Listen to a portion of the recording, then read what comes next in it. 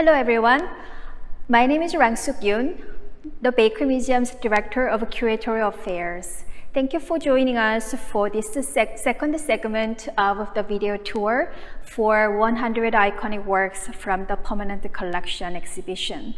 Today, I will focus on 7 works of American modernists that are part of our foundational collection. With the opening of the museum in 2000, we purchased almost 300 works from Ahmet Ertegun's private collection.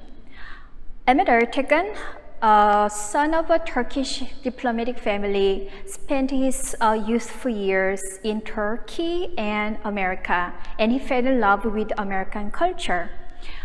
He especially loved American jazz, R&B, and so he founded Atlantic Records in 1947. And in the 1970s, starting in the 1970s, he studied mass American modern art. Our collection is benefited from his passion for American modern art. And today I will focus on 7 pieces, mostly coming from that collection.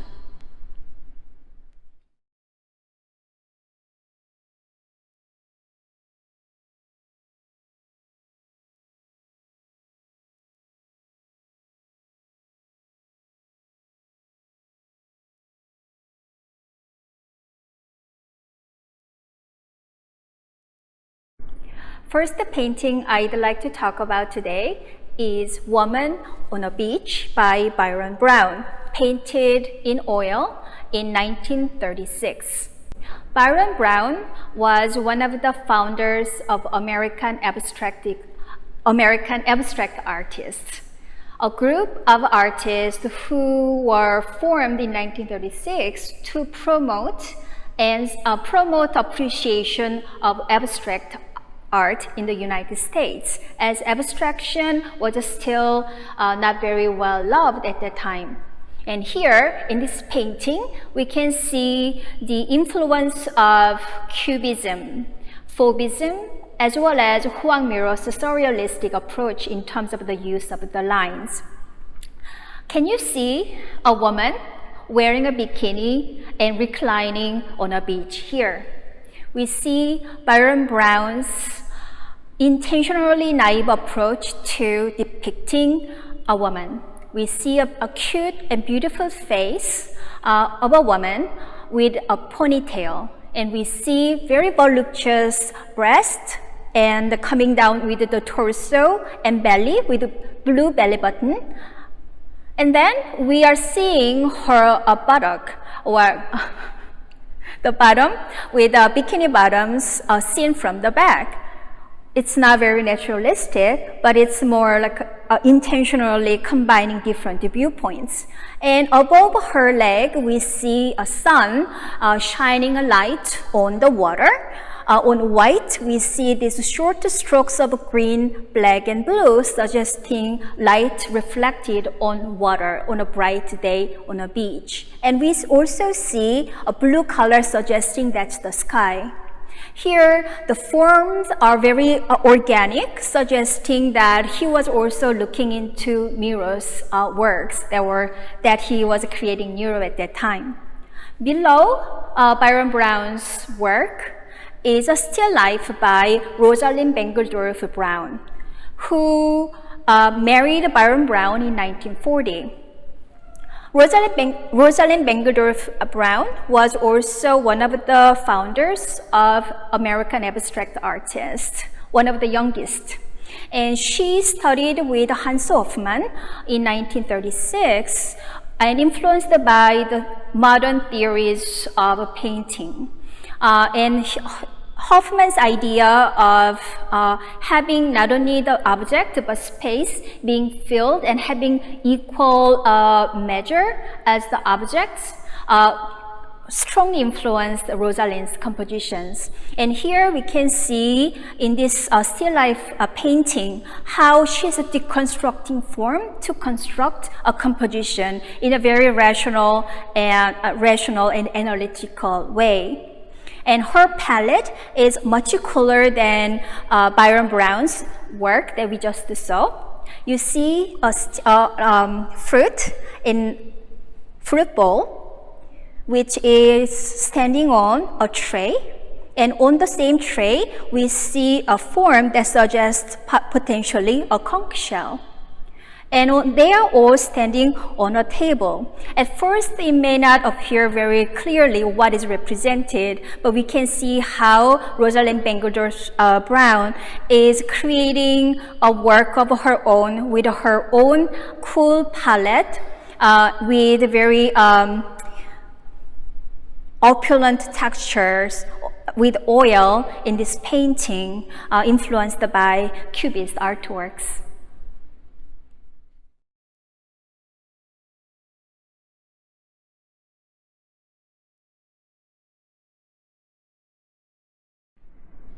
Next work I'd like to talk about today is this work called Gloucester, number 2 by Stewart Davis.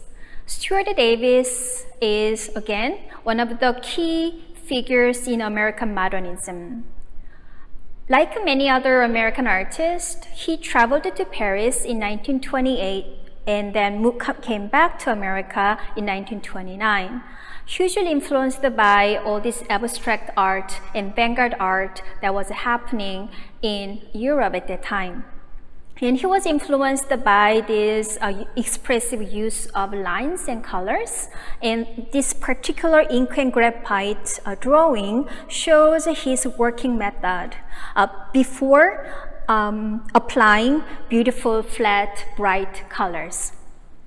So the subject, Gloucester, Massachusetts, was one of his recurring themes. In 1919, artist John Sloan took him to Gloucester for the first time, and since then he came back to the town over and over again to spend his summer vacations. However, he did not focus on the seascape, but he rather focused on the buildings and the harbor scenes, as you can see here. He draws the buildings in a simplified, thick, bold lines, and then he suggests the signs, billboard signs, or the storefront signs, fish and sail, kind of ahead of pop art of the 60s and the 70s. He's embracing this American pop culture and consumer culture, as you can see here. Another interesting element in this work is that most the lines are straightforward and hard-edged, the kind of the style he's known for, but at the same time we see this fishing pole on top of this building here, suggesting this organic line, suggesting the connections to the 1930s swing music that he loved at that time.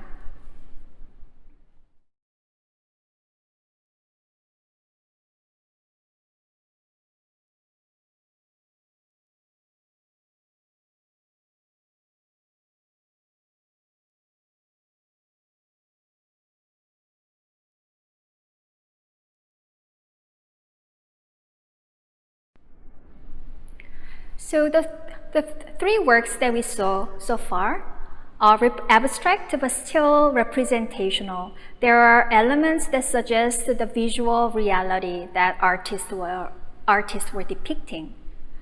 The next work that I'd like to talk about is devoid of any subject referring to the visual reality. Pure, non-objective, non-figurative abstraction. This oil painting, small oil painting, is by Morgan Russell, and it's titled Synchrony. Morgan Russell and Stanton McNard Wright were also spending time in Paris in 1913 and 14, and they announced that they were the first artists who created non-figurative abstract art. Although they were over-exaggerating their innovation, there were other artists at the same time creating non-figurative art.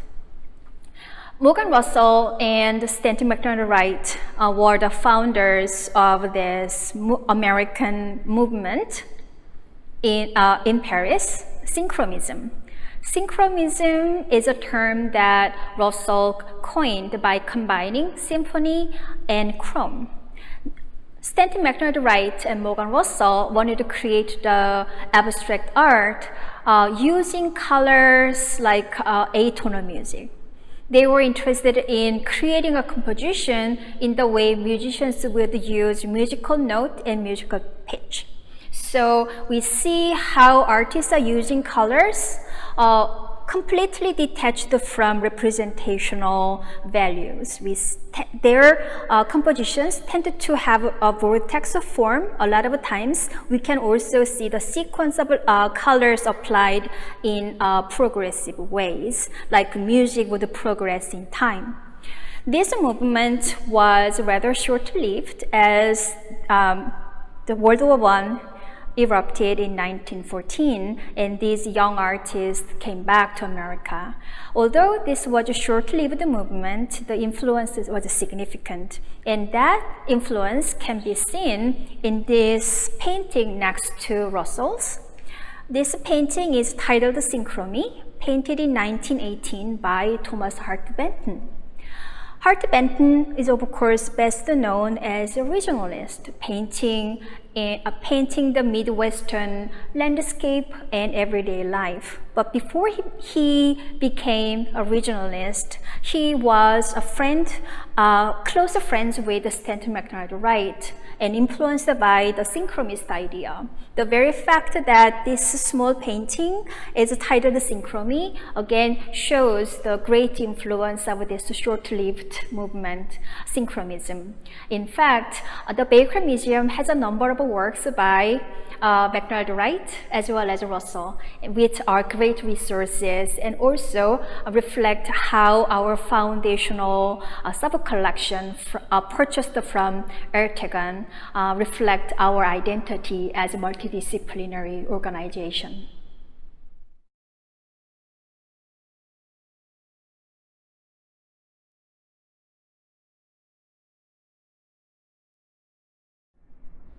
The next work I'd like to talk about is Jackson Pollock's work.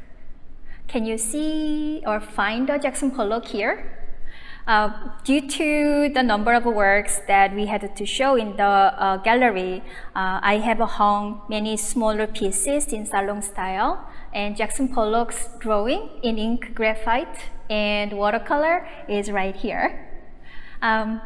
So it may be difficult to identify as Pollock's work at first because this work made in 1941 is the work before Jackson Pollock's signature style drippings and attacking the canvas was developed.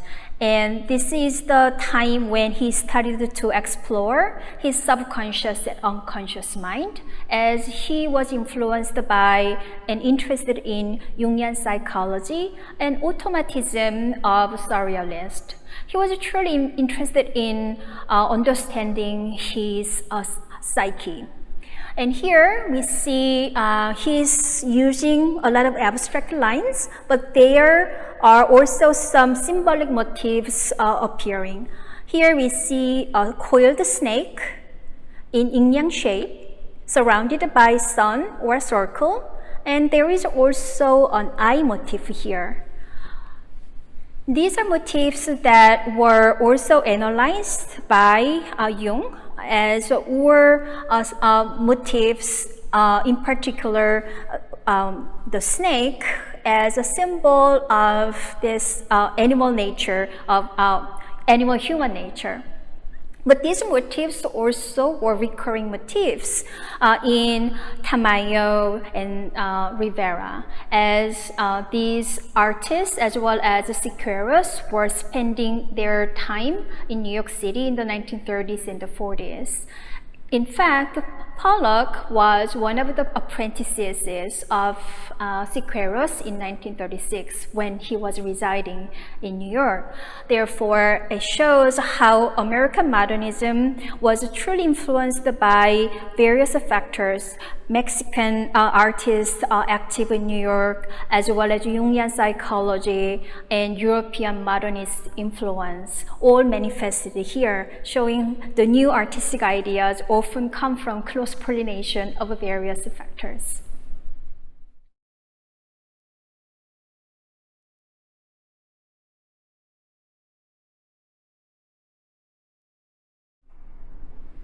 The last piece I'd like to talk about today is this untitled oil painting by Hans Hoffmann, created in 1938. Hoffmann was born in Germany and was famous as an art teacher, establishing himself in Munich.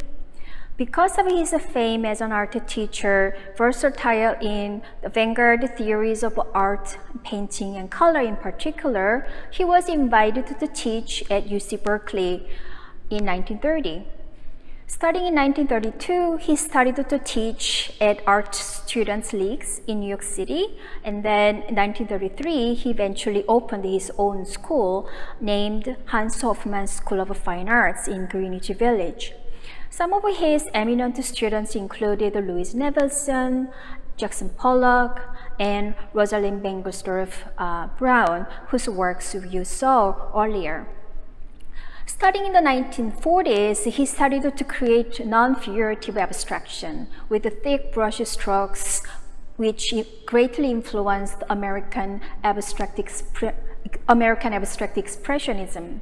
But in the 1930s, as you will see in this example, he still created works that are amalgamation of representation and abstraction. Here, we can see how his notion that the painting is a self-contained universe. We can see here a window frame through which we can see a landscape. Very verdant outdoor landscape can be seen, a high horizon line where we also see brush strokes that suggest the mountain. And it also seems that there is a bird. There is the beauty of abstraction that allows us to see various marks as something beyond, like the birds or the trees and flowers. We can also see on the left side of the composition some details that suggest interior furniture. There seems to be a table here too. And here we can also talk about Hoffmann's painting and color theories. He saw that push and pull reactions of colors are enough to suggest the depth and movement and articulate the space just with colors of paintings. And here we can also see his signature expressive brush marks all over the campus. Thank you for joining us today, and I hope you are enjoying this series.